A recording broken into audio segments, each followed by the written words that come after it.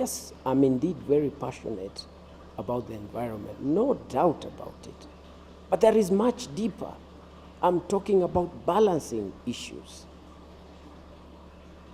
Unless we think of it in a manner that adds value to nature and everyone else, you find that Ministry of Environment, very respected ministry, and I salute them for what they have done.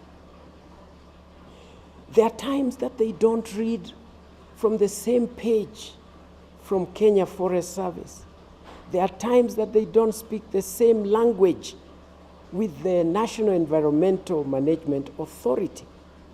I'll give you a case and example. There are many dams that are being dug and have been identified in our forests.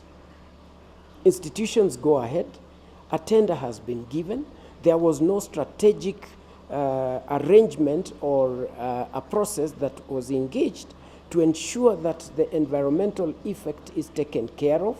The community is not aware, and we are looking at development in that space. There are other activities and areas, Seth, that you find the Kenya Forestry Research Institute is not well aligned with all these institutions. The day that these institutions work together, hand in hand, the day that Kenya Wildlife Service reads from the same script with Kenya Forest Service, this country will change. The day that the communities that are surrounded by wildlife enjoy it, when an animal, when one cow has been eaten up by the lion, and that they know very well that despite my losing my lion, Kenya Wildlife will pay me back for this. That is the time that we start speaking the language of sustainability, the language that the Kenyan can be able to understand. Today, no Kenyan around Kenya Wildlife Service, when I mean no, I mean majority, understand why KWS is there, because when elephants get into their farm, they get no compensation. Compensation must not be from Kenya Wildlife Service. It could be from Kenya Forest Service if they are speaking in one language. The amount of money that this country earns, go to Japan, projects on Melia volcanic, millions of shillings that Kenya Forest Service receives to ensure that Melia volcanic, a tree that is called mukau, benefits the communities, and they put money in their pockets. It's now getting to other types of trees. Imagine if we went that route for other activities. Imagine if we created businesses that are well sustainable around these areas, that the community understands my job in this area of Taita Taveta is to get into this forest, collect all the seed that is available.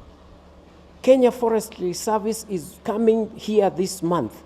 We are going to gather all the seed together of the endangered species. We are going to pack them out in a very professional manner. We are going to sell a kilo of seed at 3,000 shillings. The people of Taita Taveta will be the drivers of security of the forest in that area. Today, how much money is earned in this country, Seth, out of carbon credits? Chulu Hills, the community has got no clue the billions that get into other people's pockets from different parts of the world. People are going village by village to count how many trees that you've been able to create, and they are making smart presentations world over to get billions. And the common mwananchi has got no clue about this. The Ministry of Environment is aware of some others are known by the Kenya Wildlife Service, others are known by NEMA, others are known by the KEFRI, and the language is not the same. We no longer have the Kenya Water Towers Agency today. Why is it so difficult for us to be able to understand this? And the question that we need to keep asking ourselves, how come At the end or beginning of every election cycle, that is the highest time that the forests are invaded.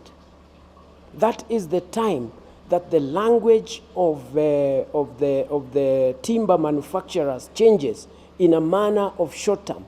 And they know very well that they can earn a lot of money, billions more, by doing it in a different way. And I like them. They are thinking as business. My only appeal, humble appeal, is for them to start thinking long term, to have as important in their hearts the moral approach to issues as they have for the economic angle to it, and therefore merge both and make the language of growing trees sexy, make it interesting, that people understand this is something that we got to do. Today, Kenyans have nothing, they have no feeling at all about the 15 billion trees, because they know it is a project that is being done.